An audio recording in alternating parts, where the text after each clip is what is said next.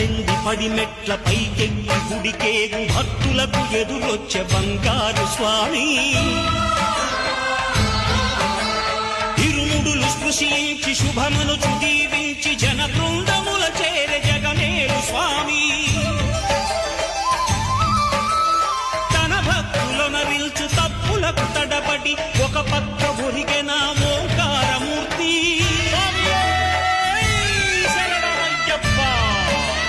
స్వాములందరూ తనకు సాయము కాగా ధీమంతుడై లేచే ఆ కన్య స్వామి పట్టబంధము వీడి భక్తతతికై